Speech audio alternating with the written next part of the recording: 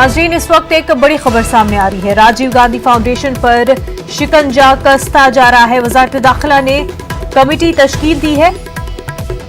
खिलाफ वर्जियों की जांच करने के बैन वजारती कमेटी तश्कील दी गई है। Rajiv Gandhi foundation charitable trust की जांच होगी। पीएमएलए इनकम टैक्स एक्ट और एफसीआरए के तहत जांच होगी।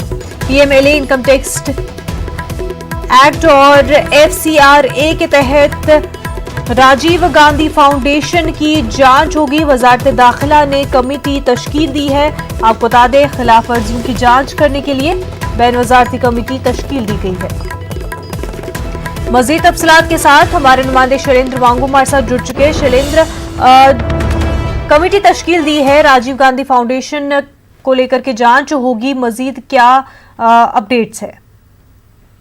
बिल्कुल, एक इंटर मिनिस्ट्रियल समिति का गठन किया गया है, तैयार की गई है और बताया जा रहा है कि जो तीन ट्रस्ट हैं, जिसमें राजीव गांधी फाउंडेशन है, चैरिटेबल ट्रस्ट है और इंदिरा गांधी मेमोरियल ट्रस्ट है, इन तमाम जो मेमोरियल ट्रस्ट है, इनके जो नियमों में उल्लंघन करते हुए जो कुछ इसमें गड़बड़ियां हैं, उसकी जांच के लिए ये टीम बनाई गई है। जिस तरह के आरोप पिछले दिनों लगाए गए थे कि राजीव गांधी फाउंडेशन को चाइना से पैसा मिला था, उसके बाद बहुत पॉलिटिक्स भी हुआ था, राजनीति भी हुई थी, लेकिन इसके बाद अब ऑफिशियली इसकी जांच करने के लिए गृह मंत्रालय की तरफ से आदेश दे दिए गए हैं और एक इंटर मिनिस्ट्रियल टीम का इसमें गठन किया गया है, जिसमें जो आपस में कोऑर्डिनेशन करते हुए इसमें जांच करेंगे और वही इस टीम को ईडी के एक स्पेशल डायरेक्टर इसको हेड करेंगे।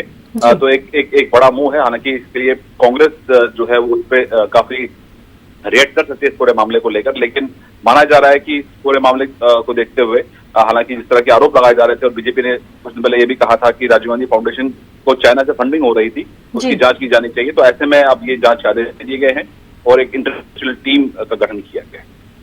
शैलेंद्र, बेहद शुक्रिया आपका। दहरीके फसाद मुतासरीन को करावल नगर